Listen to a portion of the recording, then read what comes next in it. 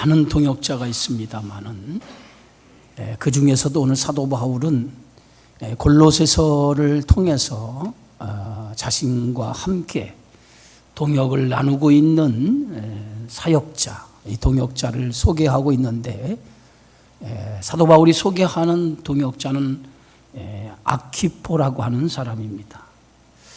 이 아키포라고 하는 사람은 성경에 딱 2번 언급이 되어져 있어요. 그의 행적이라든가 그의 삶에 대한 것은 자세히 기록하지 않았지만은 사도 바울이 쓴 서신 골로새서와 빌레몬서라고 하는 이 2군데에 아키포라고 하는 사람을 소개하고 있습니다. 이 아키포는 빌레몬 교회의 신실한 일꾼이에요. 동시에 이 아키포라고 하는 사람은 빌레몬이라고 하는 사람의 아들입니다. 아버지의 신앙의 유산을 잘 본받아서 아들로서 이 빌레몬 교회를 신실하게 잘 섬겼던 사람이 이 아키포라고 하는 사람이죠. 그래서 이 아키포는 이 빌레몬 교회, 골로새 교회의 지도자가 되어지죠. 빌레몬이 언제 예수를 영접했는지는 우리가 잘 알 수 없어요. 그러나 바울을 만나서 복음을 듣고 그가 그리스도인이 되어졌습니다. 그리고 그의 집에서부터 교회가 탄생되어졌는데 그게 바로 골로새 교회죠. 그래서 이 골로새 교회의 신실한 일꾼이 바로 그의 아들 아키포라고 하는 인물입니다. 그러니까 이 아키포는 아버지의 신앙을 잘 본받았던 사람, 그리고 그 신앙을 본받은 것뿐만 아니라 나중에 이 골로새 교회의 중추적인 그런 일꾼으로 성장을 해 나갔고, 그리고 사도 바울의 동역자로서 사도 바울의 복음 사역에도 큰 힘이 되어졌던 사람이 바로 아키포라고 하는 사람입니다. 오늘 17절에 보면 사도 바울은 이렇게 골로새 교회의 지도자였던 아키포에게 주 안에서 받은 직분을 삼가 이루라, 이렇게 당부하는 것을 보게 되어지죠. 주 안에서 받은 직분을 삼가 이루라. 아키포가 골로새 교회에서 무슨 일을 맡았는지는 정확하게 알 수가 없지만은 이 골로새 교회 안에서 중요한 역할을 감당하고 있던 사람이라고 하는 것은 분명하죠. 그러니까 어떻게 보면 이 골로새 교회의 중추적인 역할을 한 사람이다라고 이렇게 볼 수 있어요. 그래서 빌레몬서를 우리가 보면 빌레몬서에서 오늘 사도 바울이 인사한 말을 통해서 몇 사람을 언급하고 있는데, 첫 번째는 그의 그 동역자인 이 빌레몬, 그리고 자매 아비와, 그리고 우리와 함께 병사된 아키포라고 이렇게 인사 말에 이 3사람의 이름을 언급하고 있는 것을 봅니다. 이렇게 사도 바울이 3사람의 이름을 언급하고 있다라고 하는 것은 이 3사람이 이 골로새 교회의 가장 중추적인 역할을 감당하는 그런 일꾼이었다라고 하는 것이죠. 그래서 오늘 그 일꾼 된 사람 가운데 아키포에게 직분을 삼가 이루라, 하나님이 맡겨주신 그 직분을 잘 감당하라. 유진 피터슨이 쓴 메시지 성경에 보면 이 구절을 이렇게 기록이 되어져 있더라고요. Do your best, 최선을 다하라 라고 하는 그러한 영어 성경에 보니까 그렇게 기록이 되어져 있더라고요. 그래서 오늘 아키포에게 2번에 걸쳐서 최선을 다하라, 최선을 다하라, 이렇게 아키포에게 오늘 사도 바울이 내 직분을 삼가 이루라 라고 하는 말씀을 통해서 주어진 직분을 잘 감당할 것을 당부하는 것을 보게 되어집니다. 직분을 맡은 성도에게서 제일 중요한 것이 나에게 맡겨준 그 직분을 최선을 다해서 감당하는 것이죠. 최선을 다해서 감당하는 것, 그것은 어떻게 보면 하나님 앞에서 주어진 그 직분에 충성을 다하는 것이다 라고 볼 수 있어요. 그래서 오늘 성경의 말씀에 보면 고린도전서에도 보면 사람이 마땅히 그리스도의 일꾼이요 하나님의 비밀을 맡은 자로 여길지어다. 그리고 맡은 자들에게 구할 것은 충성이니라 라고 말하고 있어요. 하나님의 비밀을 맡은 자라는 거예요. 우리는 오늘 특별히 오늘 장로님들 헌신 예배를 드리고 있는데 우리가 하나님의 비밀을 맡은 자라고 하는 아주 귀한 직임의 사명을 우리에게 허락해 주셨다라고 하는 것을 믿으시기 바랍니다. 이 하나님의 비밀이라고 하는 것은 아무에게나 하나님의 비밀을 맡겨주지 않지요. 하나님의 비밀이라고 하는 말은 계시인데, 하나님의 말씀은 계시인데 이 계시를 아무나 할 수가 없어요. 하나님이 선택한 사람들에게 하나님의 이 계시의 비밀을 우리에게 알려주었다는 거예요. 그래서 그 하나님의 이 비밀을 우리에게 알려줘서 우리에게 그 비밀을 맡겨주셨다는 거예요. 그래서 그 비밀을 맡겨준 우리가 해야 될 사명 가운데 하나가 충성이라고 하는, 이 비밀을 맡은 자로서의 충성을 다하는 것, 그것이 오늘 하나님께서 우리에게 주어진 직임이고 우리에게 주어진 사명이라고 하는 것입니다. 마태복음 25장에 보면 우리가 잘 아는 비유 가운데에 달란트 비유가 나오죠. 이 달란트 비유에서 세 사람의 종이 등장을 하죠. 5달란트 받은 종과 2달란트 받은 종과 1달란트 받은 종입니다. 그런데 이 5달란트 받은 종과 2달란트 받은 종에게 나중 주인이 돌아와서 계산을 할 때에 그들의 충성을 보고 잘하였도다, 착하고 충성된 종이다 라고 하는 그 2명의 종을 향해서 똑같이 잘하였도다, 착하고 충성된 종이라고 하면서 그 종들에게 주인이 칭찬하고 또 상급을 내리는 것을 보게 되어집니다. 그러나 1달란트 받은 종에게는 악하고 게으른 종이다라고 이렇게 말하는 것을 볼 수 있죠.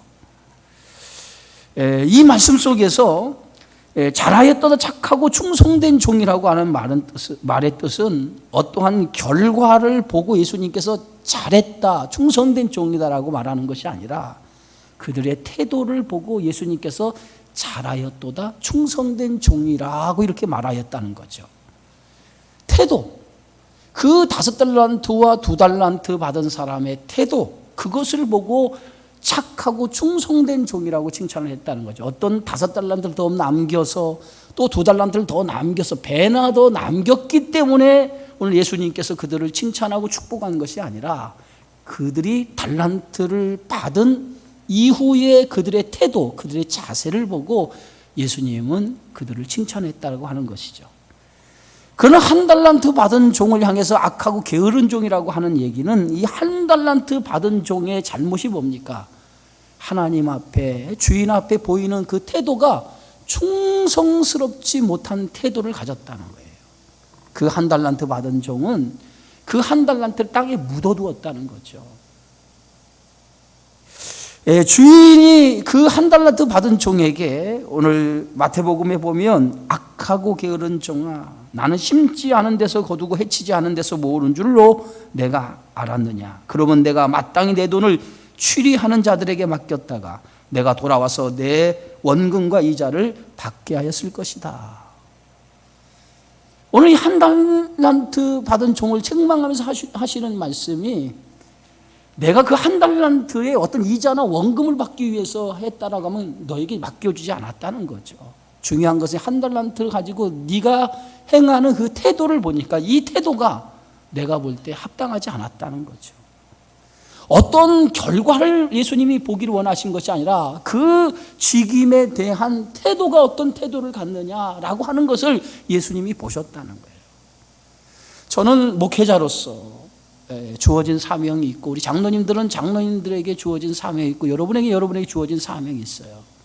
그러나 중요한 것은 목회자로서 하나님이 보이는 태도가 있어야 되고 장로님들이 하나님 앞에 보이는 태도가 있어야 되고 여러분들이 하나님이 보이는 태도가 있어야 됩니다.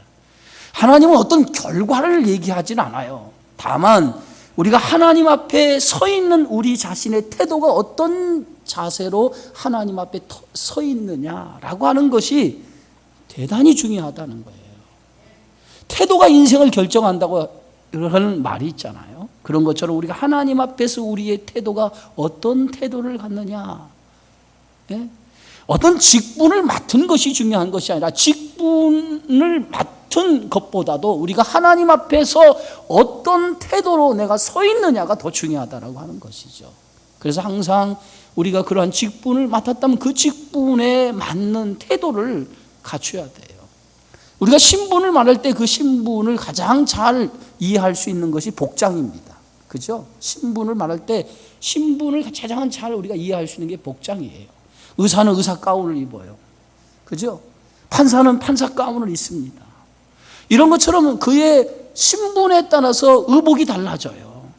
의복이 달라진다라고 하는 건 그들의 삶의 태도도 달라진다는 거죠. 저는 오늘 이 장로님들이 장로님이라고 하는 귀한 직분을 맡은 거에 대해서 저는 일반 성도들과는 분명히 다른 태도를 가져야 된다라고 저는 믿습니다. 장로님이라고 하는 이 신분은 굉장히 귀한 신분이고, 그리고 이 신분을 하나님이 허락해 주셨다라고 하는 것은 평신도와 다른 태도를 갖고 그 태도 속에서 하나님 앞에 바르게 보여주는 그러한 직분의 사명이 있다라고 하는 것을 명심해야 돼요. 우리가 이 장로님이라고 하는 이 직분을 하나의 교회 안에 평신도 중에 최고로 세우시는 직분이라고만 생각해서는 안 된다는 거예요. 그 장로님에 대한 이 직분을 가진 이 태도, 그래서 이 태도를 가지고 우리가 그 직분에 걸맞는 그런 믿음의 삶의 모양도 우리가 있어져야 된다는 거예요. 그럴 때 하나님이 기쁘시게 하는, 하나님이 기쁨을 얻는, 그리고 그것을 통해서 잘하였다라고 인정하는 그러한 사명자가 되어지리라 믿습니다. 그래서 사도 바울은 아키포에게 받은 직분에 대해서 최선을 다해라, 최선을 다하라 이렇게 말씀했는데, 이 말씀은 뭐냐? 끝까지 충성하라는 거예요.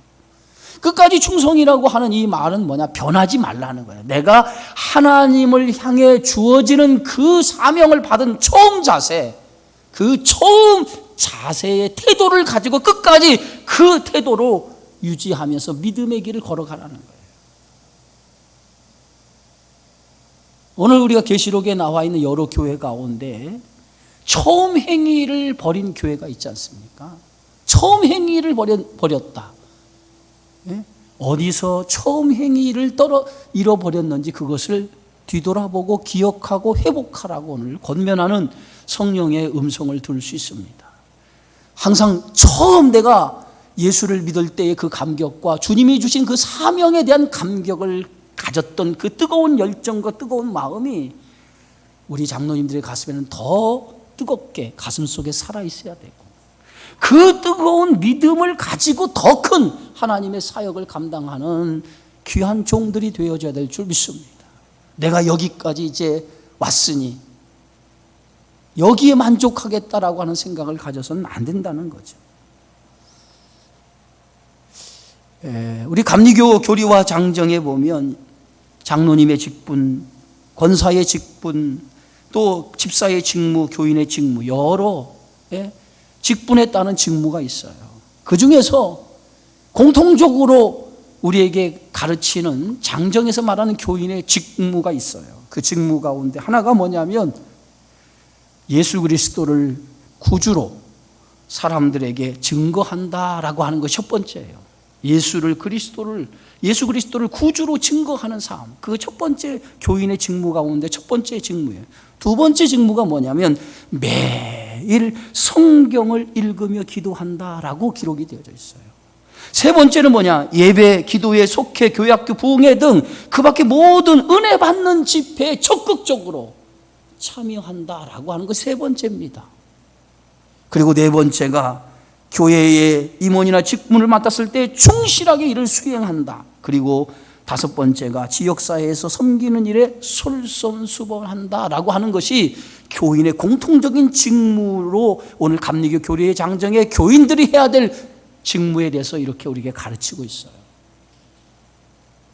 저는 특별히 우리 장로님들은 이 다섯 가지 직무에 대해서 뭐 하나 소홀함이 있어서는 안 된다고 생각합니다.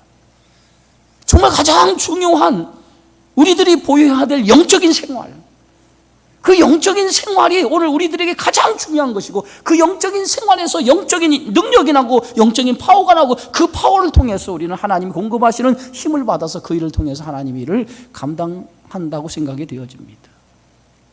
주님의 일은 세상의 어떤 지혜나 실력을 가지고 주님의 일을 하는 게 아니죠. 주님의 일은 가장 중요한 것이 하나님이 공급하시는 힘을 부여잡고 그 일을 감당하는 것이죠. 그래서 무엇보다도 오늘 우리 장로님들은 하나님 앞에 예배 생활에 충실해야 되고, 그리고 무엇보다도 무릎 꿇는 일에 열심을 다해야 될 줄 믿습니다. 하나님이 가장 기뻐하시는 것이 교회 일에 얼마나 헌신했나 충성했느냐, 여기보다는 하나님과의 나와 영적인 관계, 그 관계가 바로 맺어져 있는 자가 첫 번째로 하나님이 보신다는 거예요. 내가 얼마나 주님 앞에 와서 얼마나 교회 일을 많이 했느냐, 하나님 그거보다도 더 중요하게 생각하는 게 너와 나의 관계가 얼마나 튼튼히 영적으로 맺어 있느냐라고 하는 것을 하나님이 먼저 보신다는 거예요. 우리가 어떤 때는 착각할 때가 있어요. 하나님과의 관계보다도 주의 일을 열심히 하면 그것으로 하나님이 기뻐하실 거라고 생각을 하죠. 여러분, 그것은 두 번째입니다. 하나님의 관계가 바로 되어 있는 다음에 주의 일을 하는 거지, 하나님과 영적인 관계가 바로 되어지지 아니하고 내가 이 일을 잘한다고 해서 그 일을 통해서 하나님이 기쁘시게 한다라고 하는 착각을 가지고는 안 돼요. 제일 중요한 것은 하나님과 영적인 관계를 바로 맺는 것, 그것이 첫 번째 우선순위에 둬야 될 줄 믿습니다. 그래서 우리는 그 영적인 우선순위, 하나님 앞에 관계를 바로 맺는 이 예배와 우리의 기도 생활을 통해서 영적인 관계를 바로 맺고, 그 관계에 충만한 하나님의 은혜를 가지고 우리에게 주어진 직분의 사명을 감당할 때 하나님은 그것을 통해서 가장 기쁘시게 여기는 그러한 충성스러운 일꾼으로 인정하리라고 믿습니다. 사도 바울은 오늘 아키포에게 우리와 함께 병사된 아키포라고 빌레몬서 1장 2절에 소개하고 있습니다. 여러분, 병사라고 하는 말은 사도 바울이 즐겨 쓰는 군사적인 용어입니다. 자신의 영적인 아들 디모데에게도 예수의 좋은 군사로 나와 함께 고난을 받을지니라고, 오늘 디모데에게도 예수의 좋은 군사로 나와 함께 고난을 받아야 된다라고 이렇게 말하고 있습니다. 빌립보 교회의 신실한 일꾼이었던 예바브로 디도를 향해서도 오늘 사도 바울은 나의 형제여 함께 수고하고 함께 군사된 자라라고 이렇게 말하고 있습니다. 이렇게 사도 바울이 군사적인 용어를 사용하는 이유가 있어요. 그것은 그리스도인의 삶은 영적인 전쟁을 날마다 치르는 영적인 군사라는 거예요. 저와 여러분은 오늘 교회 밖을 나가는 순간부터 우리는 영적인 전쟁을 치러야만 되는 영적인 군사라는 거예요. 하나님의 군사라는 거예요. 그러면 하나님의 군사로서 세상에 나서 영적인 전쟁을 치르기 위해서, 이 영적인 전쟁에서 승리하기 위해서는 제일 중요한 것이 잘 훈련되어져야 된다는 거예요. 훈련되지 않은 군사가 전쟁터에 나가서 승리할 수 없잖아요. 성도가 된 순간부터 우리는 세상이라고 하는 영적인 전쟁터에서 우리는 살아갈 수밖에 없고, 그것은 매일매일 치열한 전쟁을 치를 수밖에 없습니다. 그 매일매일 치열한 전쟁을 치르기 위해서는 우리가 하나님의 몸된 교회에서 영적인 훈련을 잘 받아야 되죠. 특별히 우리 남자분들은 군대를 가보셔서 알겠지만은, 군대에서는 좋은 병사가 되기 위해서 훈련의 과정을 마치죠. 4주나 6주나 8주, 또 그게 끝나면 또 후반기 교육을 통해서 군사로서 훈련의 기간을 갖게 되어집니다. 이 훈련을 받을 때요, 굉장히 힘들어요. 쉽지 않습니다. 그래서 훈련소에서 4주간의 훈련을 받을 때 입에서 단내가 날 정도로 훈련을 받습니다. 그런데 그 훈련의 과정을 겪어야만이 드디어 계급장, 2등병의 계급장을 달 수가 있는 거예요. 그래야 군인이 되는 거예요. 군인이 되고 나서 4주간의 훈련을 끝나면 계속해서 자대에 가면 또 훈련이 계속 기다리고 있어요. 그 훈련을 계속해서 받음을 통해서 우리는 좋은 병사로 만들어져 가는 것을 볼 수 있습니다. 그리스도의 좋은 군사는 어떤 군사입니까? 훈련을 통해서 만들어지는데, 그 훈련은 어떤 훈련입니까? 하나님의 말씀 앞에 복종하는 훈련을 받게 되어지는 줄 믿습니다. 그래서 우리는 이 교회에서 좋은 하나님의 군사로 훈련받는데, 그 훈련의 과정이 뭐냐? 하나님의 말씀 앞에 복종하는 훈련을 받는 거예요. 복종. 그래서 군대에서는요, 복종밖에 없어요. 명령을 내리면 그 명령에 무조건 순종이에요. 복종이에요. 아니다, 못합니다 할 수 없어요. 군대에서 그냥 예만 있어요. 사도 바울이 아키포에게 함께 군사된 자라고 하는 이 말의 뜻은 그리스도를 위해 복종하는 삶을 사는 자라고 하는 뜻을 가지고 있어요. 그리스도를 위해서 복종하는 삶, 그것이 함께 군사된 자라고 하는 뜻입니다. 성도는 하나님의 말씀 앞에 복종하는 그런 태도를 가져야 될 줄 믿습니다. 말씀에 복종하지 아니하고 제멋대로 제 생각대로 제 마음대로 살아간다고 하면 그리스도가 우리의 인생의 주인이 될 이유가 하나도 없죠. 그리스도가 우리의 인생의 주인이 된다고 하는 건 그분의 통치와 그분의 다스림 속에 내가 순종하며 살아가는 것을 의미하는 줄 믿습니다. 그래서 교회 와서는 세상의 계급장을 다 띄고 하나님의 자녀로서, 주의 종으로서 이 자리에 서서 하나님 말씀 앞에 순종하는 것을 배우는 것, 그것이 교회에서 성도가 가져야 될 신앙의 태도인 줄 믿습니다. 그래서 신앙생활에 제일 중요한 것이 뭐냐? 복종하는 훈련을 잘 받음을 통해서 하나님 앞에 인정받는 일꾼으로 세움을 받는 거예요. 이스라엘 백성을 하나님께서 애굽에 인도해서 40년이라고 하는 광야의 생활을 경험하도록 했습니다. 왜 하나님께서 이스라엘 백성을 바로 가나안 땅에 데리고 가지 아니하고 광야라고 하는 곳에서 힘들게 40년을 보내게 했는가? 거기에는 하나님의 특별한 이유가 있었어요. 광야로 인도하신 하나님의 교육의 목적이었다고 하는 거예요. 광야는 사람이 살 수 없는 환경입니다. 매일매일 삶의 어려움들만 둘러싸여 있는 곳이 이 광야예요. 그러나 그런 광야로 하나님이 인도하신 이유는 그 광야를 통해서 철저하게 하나님 말씀 앞에 순종하는 법을 배우기 위해서 40년의 광야 생활을 하도록 만들어 주셨다는 거예요. 우리가 성경의 말씀에 보면 이스라엘 백성이 40년 광야 생활을 그들이 보여줬던 모습이 뭡니까? 불순종 아닙니까? 불순종. 하나님의 말씀 앞에 불순종하는 모습 아닙니까? 그 불순종이 결국은 40년이라고 하는 광야 생활을 할 수밖에 없었던 이유를, 원인을 제공을 했고, 결국은 40년이 끝나서 그들은 가나안 땅에 들어가지 않습니까? 하나님 앞에 온전한 순종하는 자가 되었을 때 그제서야 하나님은 가나안 땅에 그들을 데리고 들어갔다는 거예요. 가나안이라고 하는 땅은 어떤 땅입니까? 젖과 꿀이 흐르는 땅이라고 그랬어요. 젖과 꿀이 흐르는다고 하는 말은 하나님의 통치가 이루어지는 곳이 젖과 꿀이 흐르는 땅이에요. 여러분의 가정에 하나님의 통치와 하나님의 다스림이 이루어진다면 그 가정과 그의 삶은 젖과 꿀이 흐르는 가정이 되고 젖과 꿀이 흐르는 인생이 되어지리라 믿습니다. 그럼 젖과 꿀이 흐르는 그 가나안 땅은 어떻게 해서 만들어집니까? 하나님의 말씀 앞에 순종하는 자를 통해서 젖과 꿀이 이루어진다는 거예요. 그래서 가나안 땅은 누가 들어갑니까? 순종하는 자가 들어가는 땅이 가나안 땅이에요. 이스라엘 백성이 가나안 땅에 들어가기 위해서 치열하게 가나안 원주민과 전쟁을 치릅니다. 그러나 그 전쟁을 통해서 우리가 전쟁을 통해서 알 수 있는 건 딱 한 가지죠. 그 전쟁에서 인간의 기술이나 인간의 어떤 군사력이나 그런 병력에 의해서 전쟁의 승리를 가져오지 않았다는 거예요. 가나안 정복의 모든 전쟁의 승리는 하나님 말씀 앞에 얼마나 순종하느냐, 순종을 통해서 전쟁의 승리를 가져왔다는 거예요. 철저하게 가나안 땅은 하나님의 말씀 앞에 순종하는 자만이 가나안 땅에 살아갈 수 있는 하나님의 백성이라는 거예요. 저희들이 오늘 이 하나님의 몸된 교회에서 배우는 것이 뭡니까? 하나님 말씀 앞에 순종하는 거예요.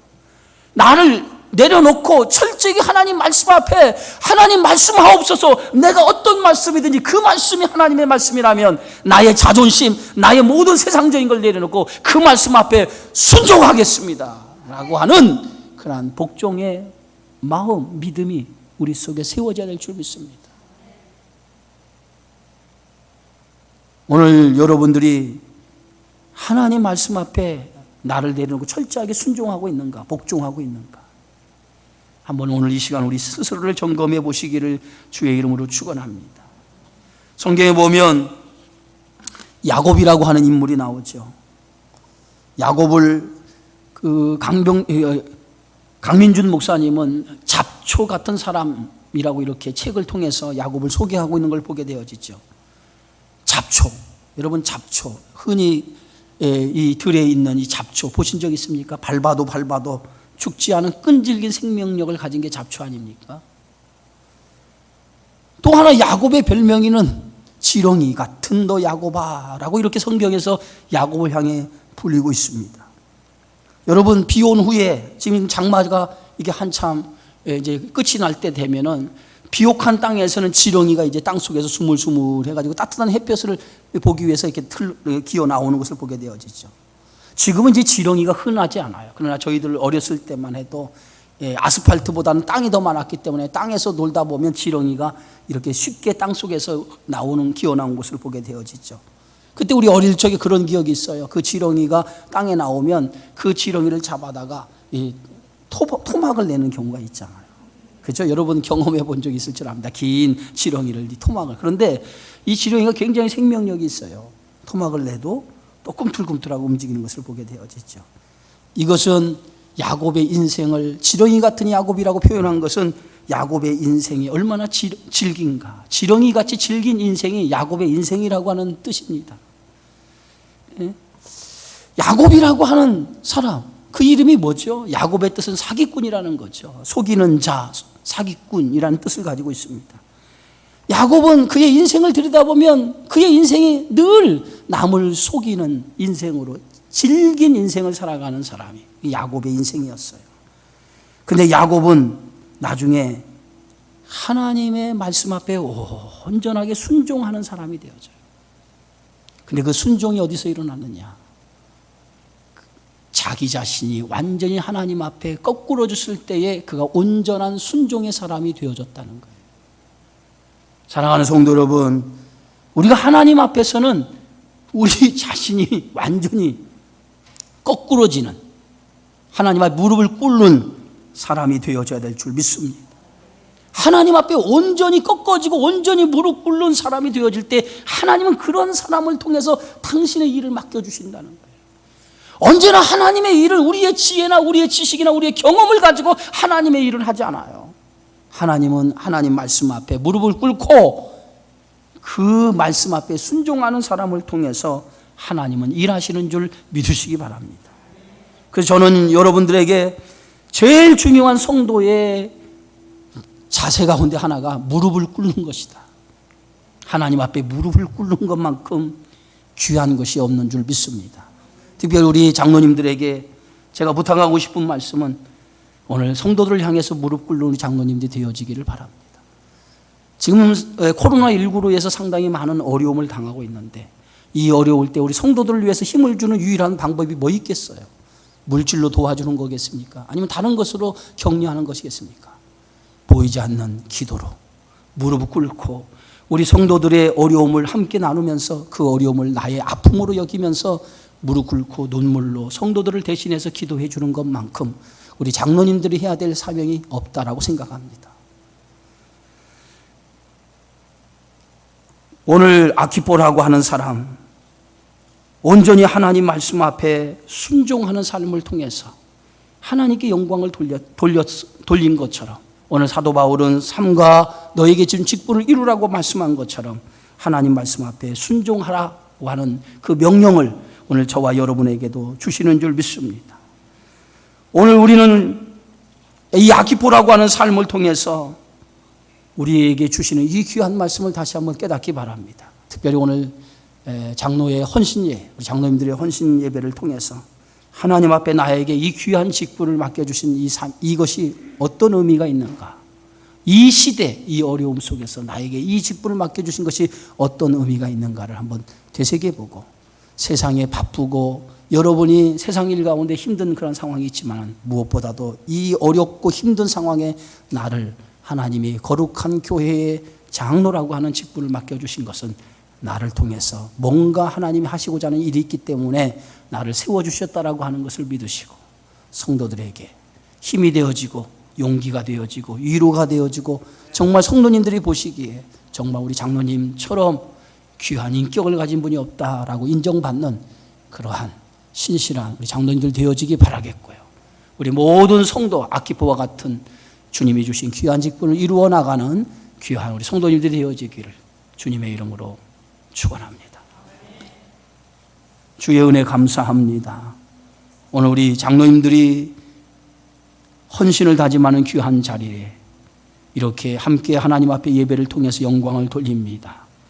오늘 주어진 귀한 말씀처럼 하나님 앞에 주어진 직분을 신실하게 최선을 다해 이루어 나가는 귀한 사명을 감당하게 하는 우리 장로님들 되어지게 하시고 또 우리 함께 헌신을 다짐하는 모든 성도들 말씀을 기억하여 주님 말씀 앞에 헌신하고 봉사하고 충성하는 하나님의 거룩한 종들이 되어지게 하여 주시옵소서. 예수님의 이름으로 기도하옵나이다. 아멘.